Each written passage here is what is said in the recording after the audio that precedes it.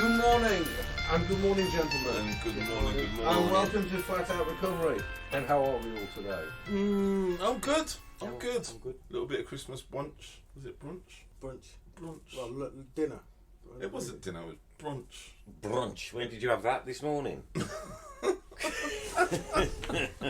No, yesterday was good, today was good. Yesterday was a nice little get together with the organisation that I'm currently living in, and they had a little Christmas dinner, some award ceremonies, people who have given up their time and making a lot of effort into allowing me to be under this roof and move forward in my recovery. And that was really good.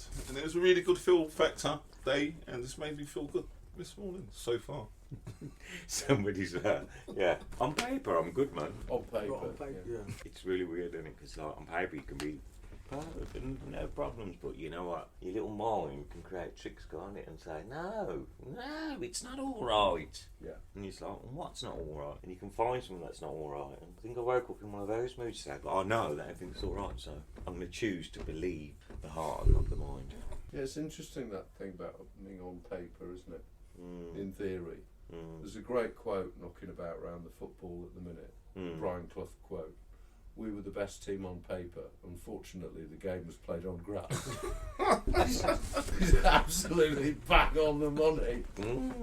It's this kind of, I'm okay, and then suddenly I start questioning why I'm actually all right. What's going on? As if I don't have the right to be all right. This is a something should be stitch-up. wrong. This is a stitch shot that I'm feeling alright. It's a conspiracy. Someone's going to slap me down any minute now. Someone's coming along my way. There's good reason for that as well. Just use chaos and havoc in your life and stuff like that, and things not going right. And then there is the real life people that will give you a shit sandwich and tell you it's all good. No, it's all shit, and then it's good, and then butter you up and then knock you down. But again, that's my mind telling tricks. Anyway, we are recording this for New Year, of course. Yes. Because we won't be in the office. Well, not all of us will be available to record at New Year. So we're doing this one in advance, a bit like Jules Holland does, except we haven't got a piano. Or a Why band. not? Why have we not? We have really. Because I can't fit a piano and a band in this room, Neil, for a start. It's a little on the small side, unless we had a band of munchkins or something. Or else, little else. Yeah, suspended from the ceiling, going that's round the- on the carousel, I don't No, know I don't why. mind doing that. with like elf trombones. I'm about the right size for it, aren't I? We could stick you in one of them firing thing cannons. I'd love that to be Fly me out the cannon. Well, is that a prerequisite for being the guy fired out the cannon? You've got to be small. I don't know, it just popped into my head. Yeah, so you get more, like, what's the word? Yeah, you Projection, Get innit? more air. You get more air, yeah. Yeah, that's right. I don't know It's how like to the do big that. ones won't go too far, innit? Little ones kind of. Oh, yeah, the big ones will just go flop and hit the ground quick, So, and the so little you ones think will... it would be more effective to have, say, Warwick Davis fired through a cannon than Jason Momoa? Right. I don't know I who don't those even two know are. them Jason people. Momoa, yeah, he's that big Well, rugby Warwick player, isn't he? Davis is like this tall. Right. Oh, is he the He's the comedian? one from Willow. Is he the comedian guy? I hope it's out of Willow then. Yeah, I think Well, he's the hero from Willow. I think he'd go pretty So far. do you think he'd go much further than Jason Momoa? No, but the air might compress with the bigger one, mightn't it? And like, and then fly out.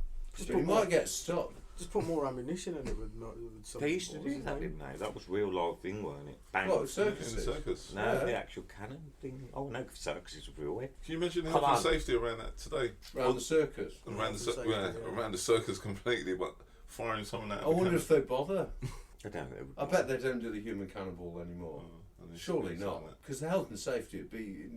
They wouldn't be able to do anything. Nothing. How would they do the trapeze stuff They wouldn't even know how to put the tents up. with health and safety? How would they, the only thing they'd have would be the bearded lady. You know, even the strong man would have to wear like knee supports and do a test on his back and Mate. whatnot before he did it. Before he lifted any weight. And you'd just have a few clowns getting drunk and falling over, and a lady with a beard, and that'd be it. So the circus wouldn't be much cop nowadays, would it? I've never been to a proper circus. You know, I haven't either. No. I've been to a pantomime. Definitely been to a pantomime. Yeah. I feel like I'm in one every day, man. Pantomime. The strings. I am the puppet master. Right, vis-a-vis New Year, I thought, as 'tis the season, it's not the easiest time of year in recovery, particularly if it's early doors. New Year for me was literally hiding on my own most of the time, but it would be beset by bottles and mess, really. And I didn't know how to do New Year the first time I did it sober. I played it incredibly safe, very, very safe indeed. I didn't go to my family's. I went through a process with the treatment centre, and it was far more effective for that. But I think that made it more manageable the next time when I went to family.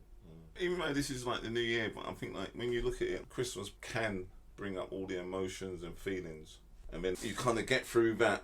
And then you've got New Year's, which is supposed to be really like the merry part of like the festive season, toasting the New Year and all that stuff. You kind of still got all those emotions and feelings coming in from the Christmas, and you're coming into New Year's. If you're feeling a little bit shaky, my experience, definitely play it safe. Even with me, not even maybe getting caught up in too many like negative emotions or feelings, still play it very safe early days. I'm still very mindful, very, very mindful of like planning out my New Year. This year I'm planning to do not a lot. You know? I have similar plans. Yeah, not a lot. I have some, yeah, but to be honest with you, I'll probably be asleep when them bells ring. I think I have been the last 5, 6 years. I don't think I've been up for New Year at all. I have. Well, Unless I'm working though. That's really hard. It's good in a sense because I'm just working, but it's still having to be up at the hour because Is for it me. not, Ronnie, a time that you might purposefully choose to work for your own benefit and for that of others? Yeah, but the thing is with me and New Year's and stuff like that. On one hand, it will be good that I'm working because I don't have to worry about that. I'm not out and about doing something. But the problem I found is that the first New Year's I had, I went to sleep to make sure that I wasn't awake for them bells to go off because all sorts of emotions and all sorts of stuff fly through me when them bells go off, reflecting and stuff like that, and looking at where I'm at and where I've been and all that for whatever reason. So I don't actually like it too much. I'd rather sleep it away. When I'm working, I'm awake and I'm aware that those bells are going off, and I'm like, I don't know, past being single still, being lonely, and all this kind of stuff flows through me, and everyone's cheering, and you see all this, everyone's happy, and I think, and there's little old me, so I get my violin out. I suddenly feel lonely for some reason. That's the truth of it, so I prefer to be asleep. So you're getting like a double whammy of emotions coming up. Christmas, then New Year's is heightened. Past relationships and past lives that I've slivered in and out, because I tend to do that. I tend to build up a life and then it all goes Pete Tong and or whatever, and then I move on and build another life with another bunch of people, and that crashes, and then I go somewhere else, and it's like all these. And once some move from one stage to another, even geographical as well, so another complete different area, that seems to be my trait. Come New Year's Eve, I'm like thinking of all these different things. And so when you talk about your trait, is it like once you've moved everyone that you've left behind is just almost, I'm kind of similar with that. And then that playing it safe, I pick up my stuff and go. Yeah, and then everyone else just kind of leave it behind. You just think, well, that was the past, isn't it? Christmas is like, well, my son's birthday's on Christmas Day, which doesn't help a lot. But then sometimes I feel like, you watch people, everyone sort of disappears Christmas. Everyone goes back to family and that, and then I'm just like left on your own because you've got nowhere to go. So that's why I quite enjoyed it yesterday, because it was really nice that I had like a Christmas get-together, a Christmas dinner with other people. Because I know come Christmas Day I'm just going to be sat watching the snowman, and that's about it. Get my violin out and try to drown my sorrows in the smallest violin in the world. Because no one else is going to be in the house. So it's not an easy I think everyone else is having this wonderful, joyous time and all together and all lovely. And well, actually, they're not. But well, Actually, they're sitting there looking at the watch, thinking, "When can I leave? When can I leave? Why did I come? Why am I doing this? When can I go? Shit, there's no trains. Where can I go? Shit, there's no coach. Why? What do I do? Where can I hide? I can't hide because I'm in someone else's house. Shit, there must be a wardrobe somewhere." Well, that's it though. It's the perception, isn't it? We just think other people are automatically having a great time, but really and truly, we don't know. Might be different this year. Yeah. Might be And different. everything goes wrong at Christmas. More people die in domestic accidents over Christmas than at any time. You during get them the year. fascinated with People frequently meet up with family members that they don't see at any other time. And then end up dead. Well, they could fall off the. It's always in the papers, isn't it? Yeah. On the way back from seeing Auntie Jean, whole generation is wiped out by a fucking snowplow. Somebody at the door. There's somebody at the door. Who's that at the door? Someone new. Oh, right, okay. So let's see what happens. I think that. I'm intrigued. I mean, Rod Hull aside, fixing his aerial. Oh yeah, I think poor Rod. No, I mean, the thing about domestic accidents, I think it is connected with the drink. Because I think a lot of people that drink very, very sensibly, a lot of the time, they think, oh, it's Christmas. And that phrase, oh, it's Christmas. And they do things they wouldn't normally do. But is that because they're trying to drown out the sorrows of being with loved ones that they can't stand? You know, it's just like, God, I don't spend any time with you. Like, now I know why. Now I know why I'm at work all the time. Now I know why I'm a member of 7 different sports clubs. I go to a meeting every day in a week. It's really truly, I can't stand being alone with you. Like, yeah. And it does change a lot though in a recovery process, because what I find is that I don't get wound up in the way that I used to. Mrs. Richard, okay? Okay. Hello, how are you? You right? I don't get wound up like I used to. A lot of those flashpoints where normally I'd think, help, I'm going to lose the plot here. I need to go and walk an imaginary dog. Or no, there's a real dog there. We can go for it, and I'm dragging the dog down. I just need to get out of here. But that hasn't happened in the same way. Do you know what you should do with that? Imagine, get a lead, soak it, and then freeze it so it's just like upright, and then just walk around like, well, come back here. Well, like you're a blind man, like with a stick or something. With a frozen lead that looks like it's got a dog on the end of it. You just want some kind of. So I was in the world then.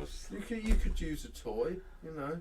You could do, but I There's just all think sorts like, of. The biggest thing for me is that I don't dread Christmas, and I don't dread New Year, and I definitely used to. Before I got sober, I dreaded Christmas and New Year. It's like a state of mind, though, isn't it? It's how you approach it. I listened to a guy yesterday talking about coming in from work, going upstairs into the toilet, and seeing some toothpaste on the side. Was you in that meeting? Yeah, and he was. I relate to that so much. So much, yeah. And it it's made me realise that I've got that ahead. And it's just like, yeah, that perception around things. How can something so small? Is it small? Yeah, it is small. It's something like going into like a situation where like you're thinking everyone's having a really good time, but do we really know? And putting like some cloud over everything before it's even the day's even happened. Yeah, well, that's what we do, though, isn't it? Yeah. We decide that everything's going to go wrong before anything's happened at all. Perspective again, isn't it? Yeah. It's all down to that. You've got to look at yourself and you in everything, in all that. It's all going to be shit, and he's going to do this, and she's going to say that, and I'm going to think this, and then it's all going to go wrong. And then lo and behold, if I go in with that mindset, half the time it does go wrong. But if I go in and try my damnedest to be open-minded, I'm trying to be patient and tolerant, then usually it doesn't go quite so bad. But you've had that argument in your head already. Oh yeah, absolutely. You're talking. Yeah. The next thing you know, you're talking out loud. They're going to say this. I'm going to tell them this, and they're going to come back with that. Once they come back with that, I'm going to do this, and then it just becomes a whole bloody hogwash of like mess in your head. You go in there feeling stressed and angry, and then it takes that one little spark, and you're off. And then that whole scenario you played out in your head plays out. But this time they don't reply the way they should. And then you're stuck, and then you get even more kind of resentful at the fact that you couldn't come back with a comeback because you didn't think of that bit. And then you go into a room on your own and reimagine the conversation. And then you think, what happened then? Why did they come up with that? I'm sure they weren't supposed to say that.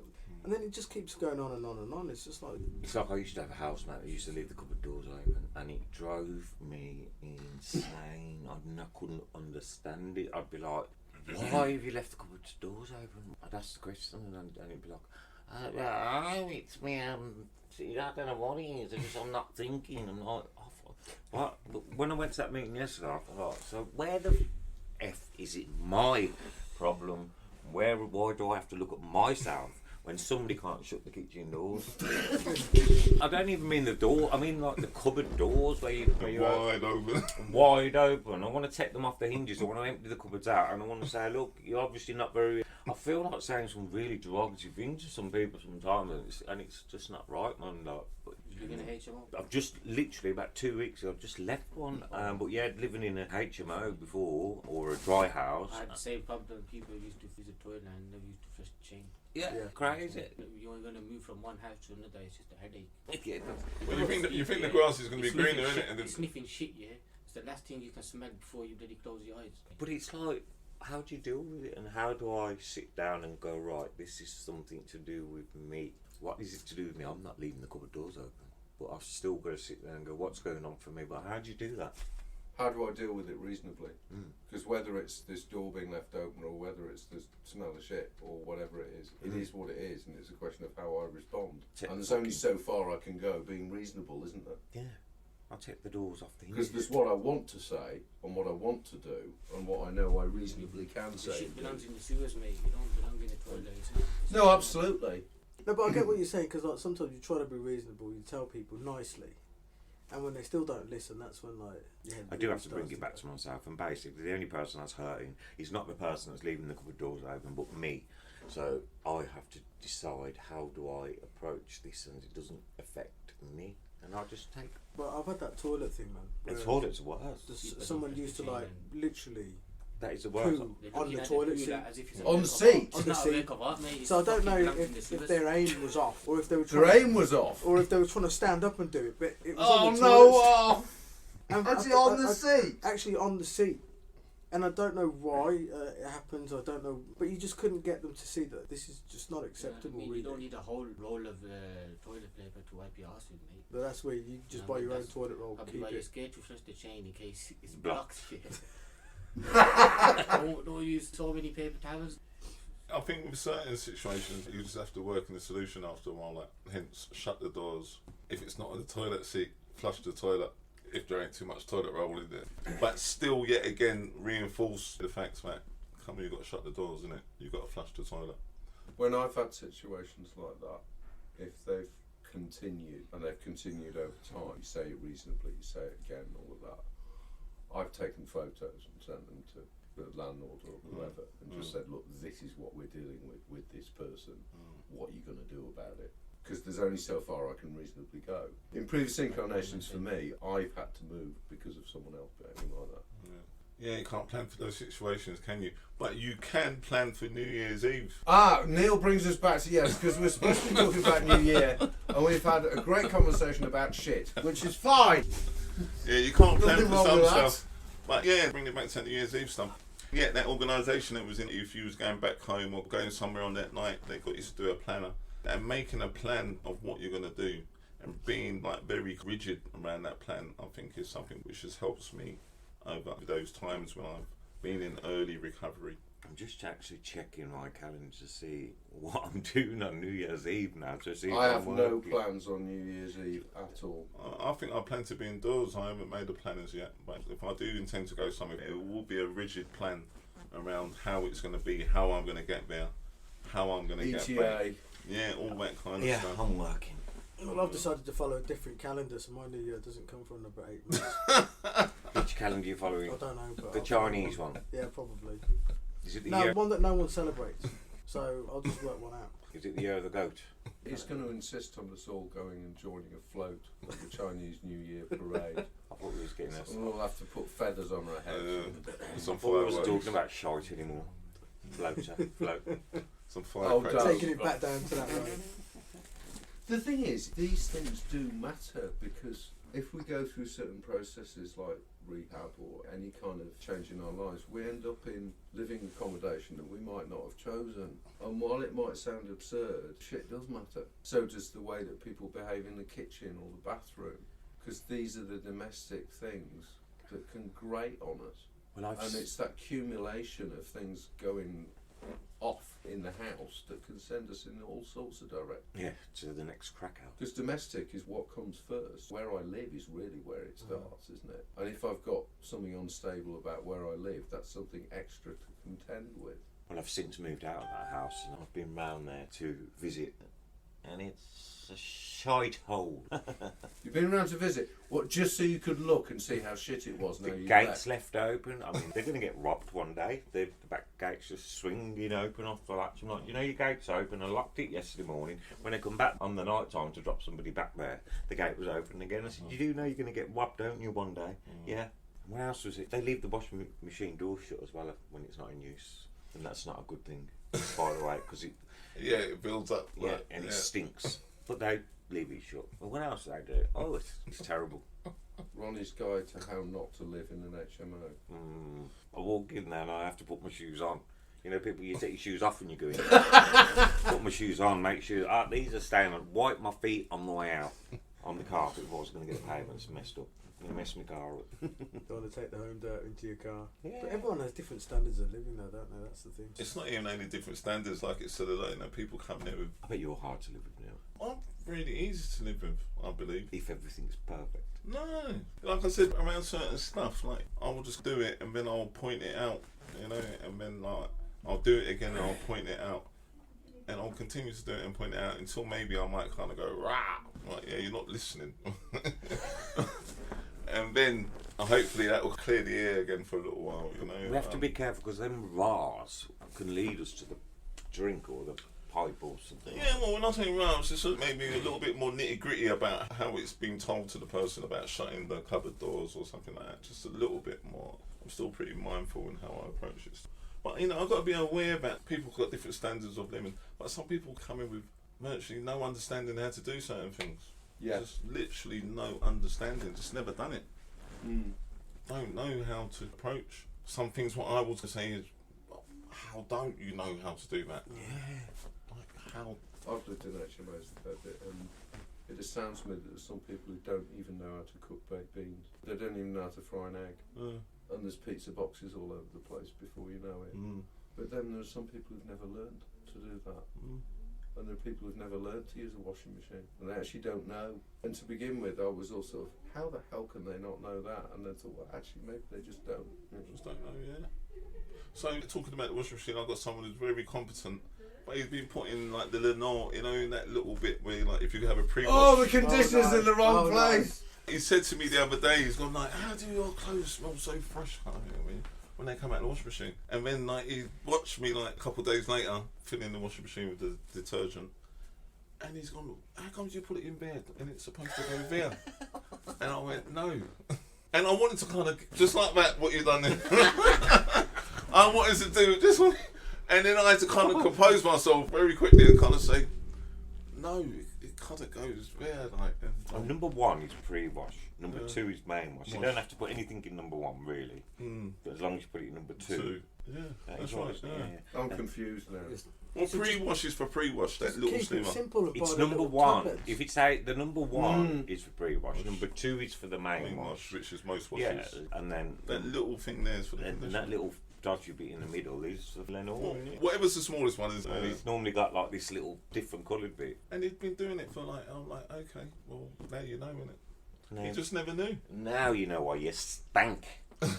So if you have any queries regarding the fresh smell of your clothes, please email us at podcast@changesuk.org, and Neil will respond to all your clothes washing related inquiries. Yeah, I got you.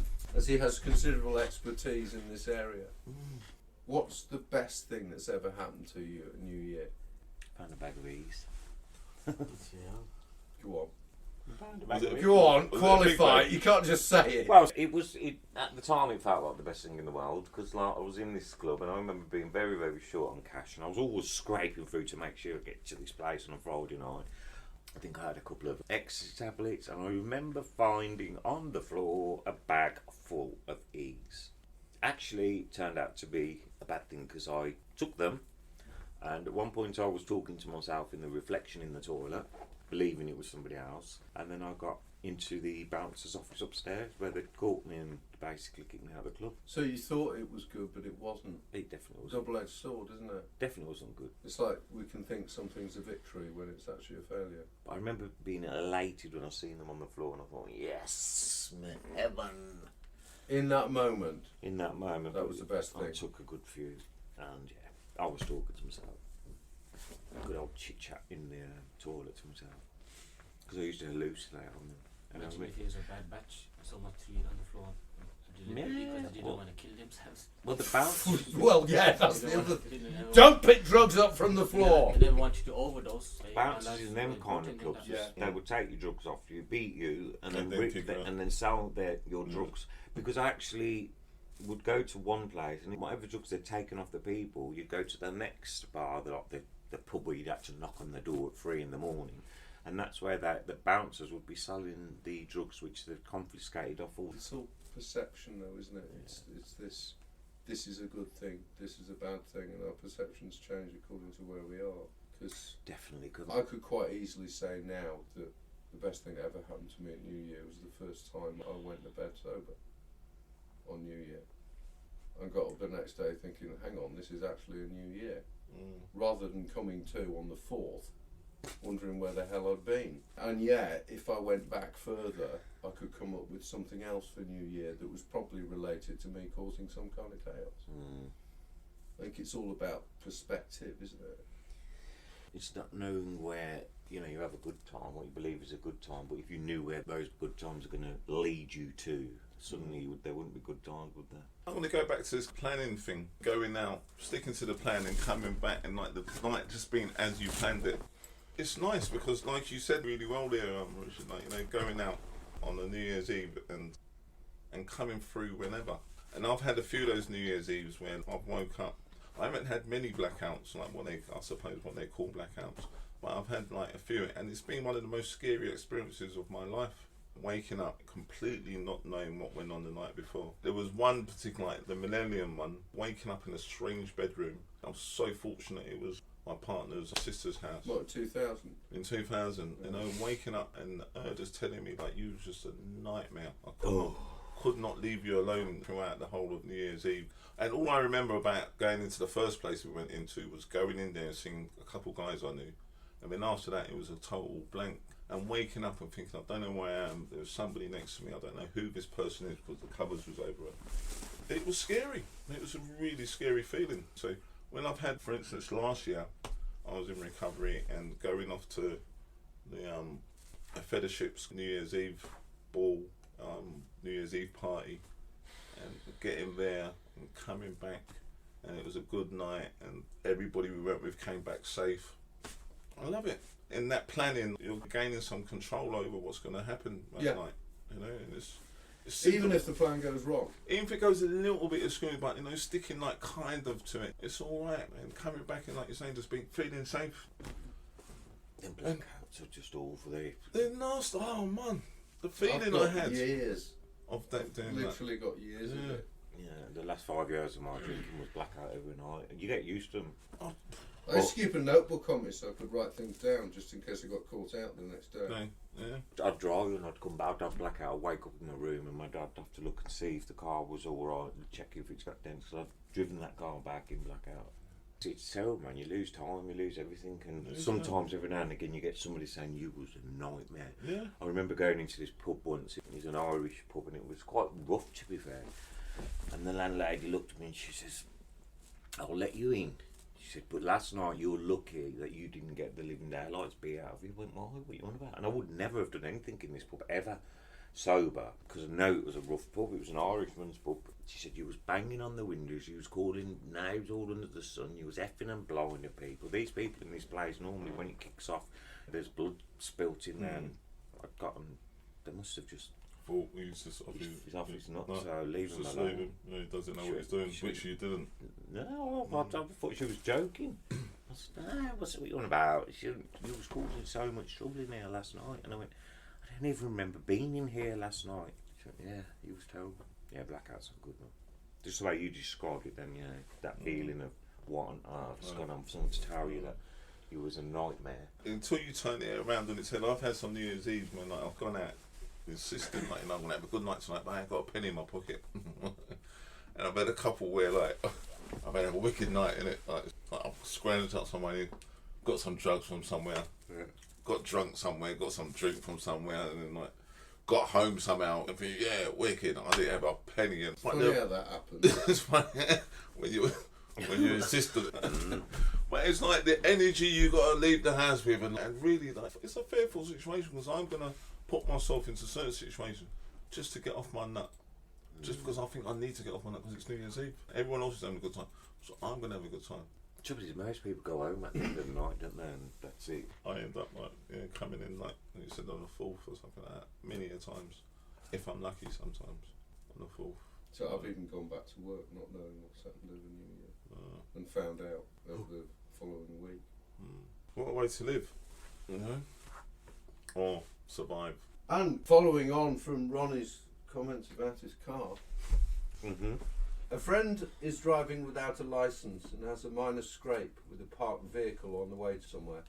And by the time you're out of the car, it's not clear who's driving. They ask you to take the rap because you've got a clean licence. Do you A, tell them no, B, see if you can negotiate a means to sort it out with the owner of the other vehicle, offering to pay them for their silence. C. Agree, but say it will cost them. D. Agree, then do the opposite when asked by the police and the insurance company. Or E. Push them back into the car and drive away in a blind panic. Yeah, I've been down the route of paying and being paid for to take points and stuff like that. Yeah. I wouldn't do it now, obviously, but dodgy old business, innit? So what's It's happened? fraud, isn't it? Borrowed the car, is he? And he's No, scrapped so it? someone else is driving their car. They've got points already, and they've gone and had a scrape with a parked vehicle. What are you going to do? Are you going to say it was you because you haven't got any points? Are you going to agree to say it was you? Then when the cops start asking questions, say no, it was him. Yeah. I think Or are now, you going to drive away in a blind panic? now I'd have to just say no, because I've done stuff like that before and it never pans out how you expect it to. It always seems to get like bigger and bigger and bigger, and next thing you know, you're doing a shitload of shit. Go and buy some booze for some kids, and next thing you know, you get fined £1,000. Yeah, well, that's it. So I'd just say no. I think B's not too bad. B's the one where you try and negotiate something with the owner of the car. In other words, you try and pay off the other driver. Neil gets his readies out, says, "How much will it cost? Please leave us alone." It's not too bad, but then like you're saying, like the driver's like intoxicated, yeah? Is the driver intoxicated? Well, over the limit. Yeah, he's over the limit. Or even if they're not over the limit, if they've got 9 points already. Right, just yeah. So I would say for him to maybe go and have a word with the driver of the car that he's scraped. Hand yourself in later. Once you calm and collective, then hand yourself in later. But what about if you get someone who takes the money, says, yeah, I'll sort that, it's all done, and next thing you know, you're getting letters from the insurance company saying you've had a little scrape. It's certainly better, I think, not to rush. Because, I mean, how many people do just drive away in a blind panic when something like that happens? Oh, it'll all go away. Oh, never mind, no one Well, in knows. Birmingham, quite Because often. all this shit's on CCTV now as well. Because most of the city's covered by CCTV. People got CCTV in their cars, haven't they, really? I don't think it matters when you go and fess up. And it's probably far better to go and fess up when you know you can be reasonable. Because even now, my defaults sometimes go to how can I get out of this, rather than how can I deal with this. Say I'm the driver with those 9 points. If I'm not intoxicated, then I'll try and negotiate because like, I know today, the poor man, he's worked hard for his car. He values it all. He might value his car or not. That's none of my business. But I've scraped his car, caused damage to his car. So I need to pay my dues, innit? I need to. Also, I'm trying to look for a word. I don't know. But yeah, I just need to pay for the damage I've caused, and that's what I would go with first to try and save my license. Because like, if it's going to be a case of me getting more points, intoxicated now. I truly like hope that I wouldn't be driving. Truly hope, like the way I am today, I would not. Well, I wouldn't be driving here today because I'm not intoxicated now. This is a horrible one. This is a horrible It's one. a horrible Richard. one, yeah, it's a horrible one, Richard. Why did Well, you you do only that? drove when intoxicated, Neil. No, that's right. Yeah. He drove better when he was intoxicated. I felt like I was driving. You could actually drive when you were drunk, but you couldn't drive when you were sober. Yeah, so I would go and ask if I can do that first, and then take what's coming to me. If he says no, I want it all done through the insurance company, blah, then. But today, I would like to think that if I scraped a parked car, I would leave my name and number on the windowsill. No, but this is more about taking points for somebody else or taking the blame for somebody else. Yeah, take it. No, I'm not doing it. No, I'm not doing Another it. one. And also, it's being held hostage, isn't it? Yeah. You're going to say, yeah, okay, I'll do that for you. I'm not doing it. Take responsibility. Indeed. Yeah. Neil's word of the day. Right, take. Whichever word you want out of the sentence. It's my Right. perception, isn't it? And for the last time this year, before I unleash some new ones next year, your ex-partner is claiming you don't pay enough child support, and you discover he still has expensive habits, none of which involve looking after children. Do you A, demand a visit and subsequent report from social services? B, ask to meet in a neutral place to discuss the matter? C, try and send money to the kids directly? D, call a lawyer?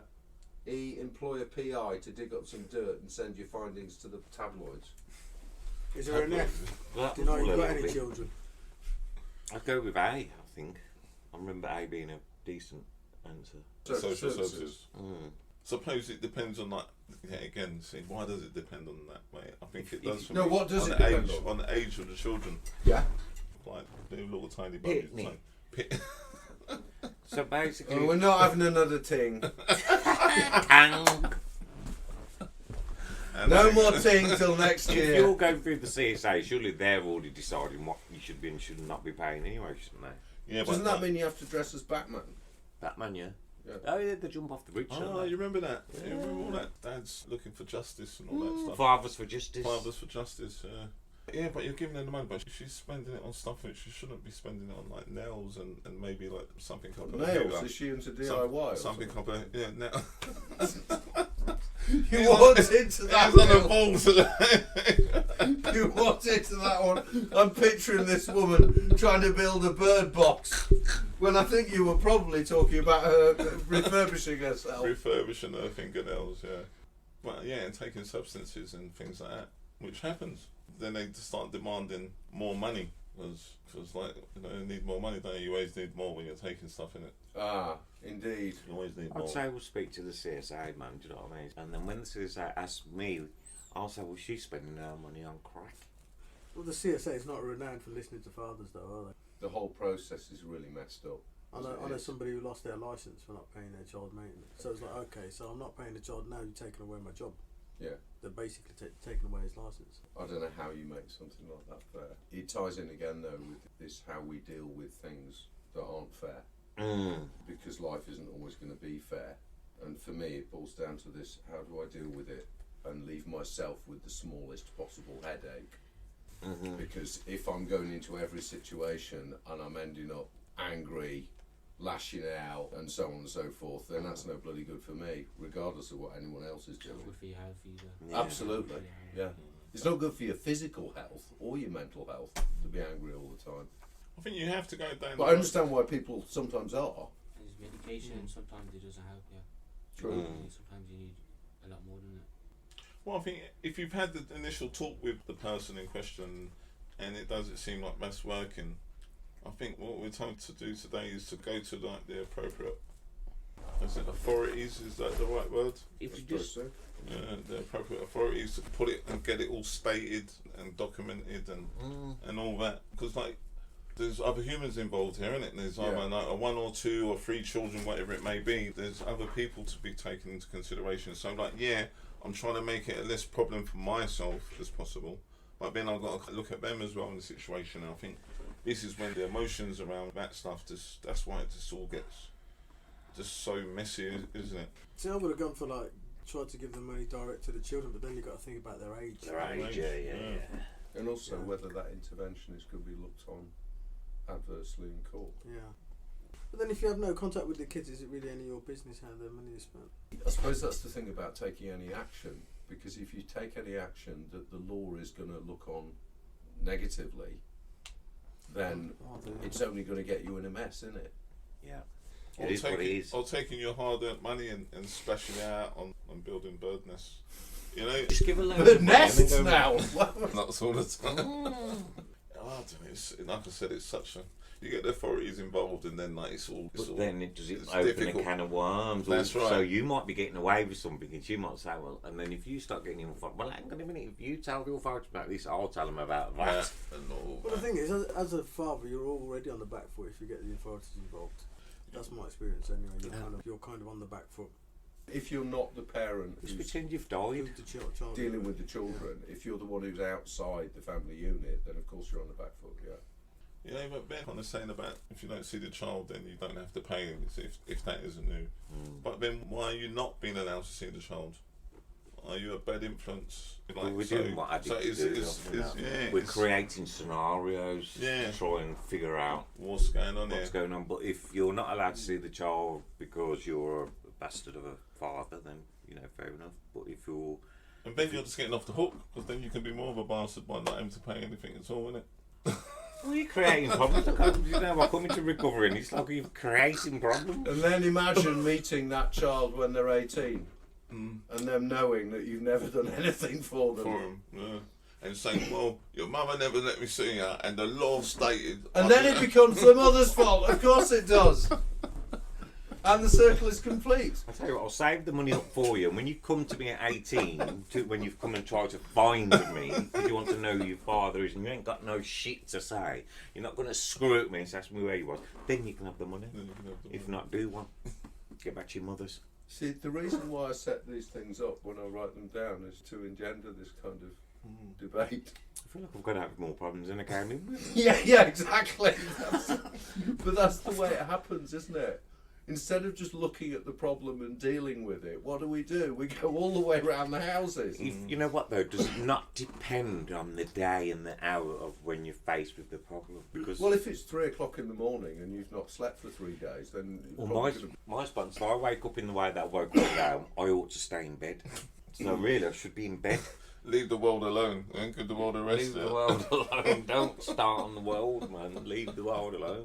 Because at the minute, it's all you lot versus me at the minute, and I'm like, it's always them, isn't it? Because they talk a lot and they do things that I don't like, and they're always against me, and it's always their fault that I'm not getting what I want. I think it's when you eat too much chocolate, and the next day I feel like, well, have you been through all that chocolate from yesterday?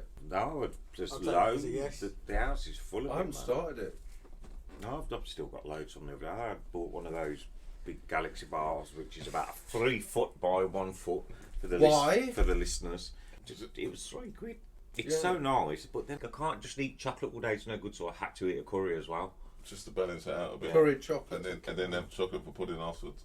Doesn't sound good on the stomach, the old curry and chocolate, does it? Curry and chocolate, no. It Well, sounds... my aunt used to put chocolate in curry when she used to make her curry. I've never heard of that before. Just a little bit, yeah. So I gave all mine chocolate away. Already? You didn't give me none, did you? House. I just left it on the table. Merry Christmas. There you go. Boom. And it's all gone. Most of it's gone. Because I'm not really a chocolate Just fan, the quality streets or whatnot that people don't like. Yeah, all The ones that are always in the bottom of the box. Quality street, man. I mean, who eats them? The things. Yeah, because they're this big now. They used to be the size of a table. Roses I like. Roses have gone downhill now. Cadbury's has gone downhill. Since the Americans brought in, it's just really gone Oh, downhill. is that? It's Crafts. Not Crufts. That's Kraft a dog. Crafts. What, German synth band's taking it over? I thought the French bought. What did the French buy? What, Nestle? It was Swiss on it. Kraft. You know the Kraft cheese slices. Oh, right. They bought Cadbury's out, didn't they? Oh And God, then no they wonder moved Cadbury's it. would go downhill if they're bought by them. I didn't know they Because made. I thought it was the French synthetic, bought. Yeah, Kraft is synthetic cheese, isn't it? Yeah. That's lovely. It's That's like 1% that rubber cheese. stuff. it's nice if you have it on burgers. Oh, 1% cheese and the rest of it, God knows. What's wrong with you? Pete? fat. Is that what it is? It tastes nice, isn't it? I'm alright with the crack pipe, but when it comes to synthetic cheese, Well, it's like I've me got to and put my- saturated fat, isn't it? Yeah. 9 litres of white frightening a day is not a problem. No. But this ready meal's got over 1 gram of saturated fat in it.